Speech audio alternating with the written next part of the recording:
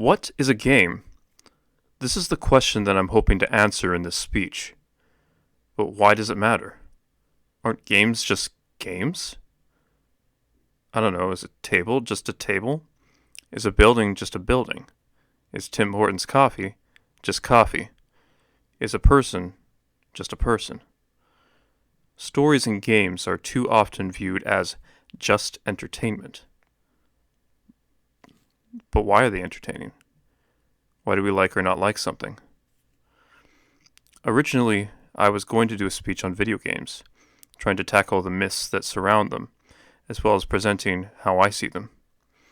I realized as time went on that I should tackle the more universal topic of games as a whole first, to gain a foundation of understanding that would connect to more people. The dictionary defines a game as a construct that organizes play through a series of rules for the purpose of achieving a set of goals, overcoming an obstacle, and/or attaining an objective. This includes video games, sports, card games, and board games.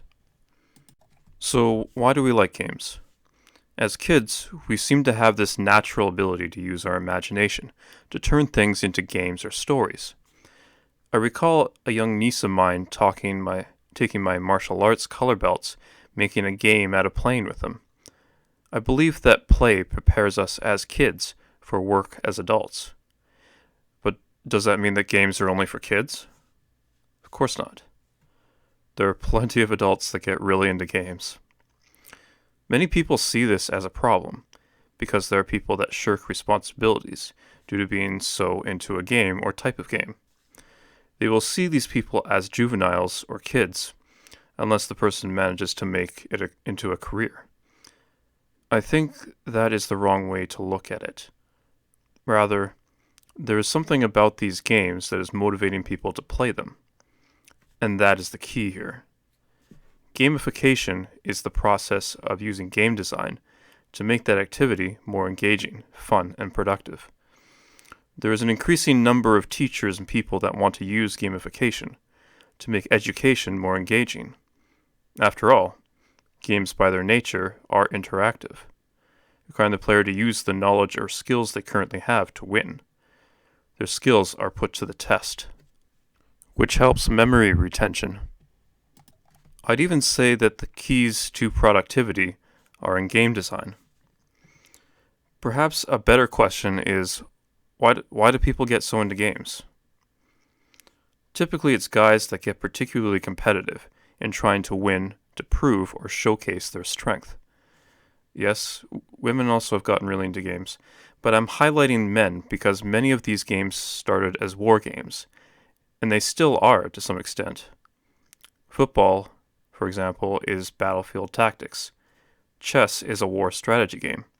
Poker is politics and chance, and Monopoly is a business game. You look at any sort of game and you see a sort of battle going on. I don't believe in evolution, so the whole caveman hunter thing doesn't really work for me. But I do believe that there is a warrior nature within every man, to protect one's friends, family, children, and wife. In a war or battle scenario, defeat means death.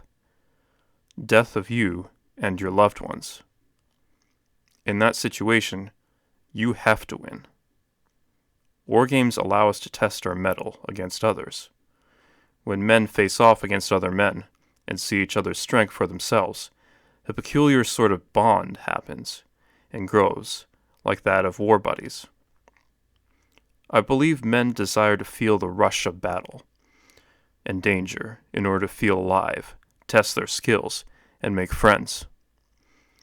I mean, why do you think that men typically like action movies and war films? Note, I'm not saying that men are pro-war. In other words, why we all like to win at games. Winning doesn't matter as much as being challenged and sharpened, so we can win and succeed at life and where it matters. Games provide a space with clear goals to practice our skills against others, or against a computer in a friendly way. That's why every game has rules. Without rules, it becomes a bloody fight to the death. My former martial arts instructor told me that as a warrior, if you are alive, then that means you are undefeated, because defeat means death. In training and sparring, if you lose, you can learn from the experience and live to fight another day. So if you want to be more purposeful with the games you play, the best games are games that help you in other areas of your life besides the game. And that is the name and the aim of the game.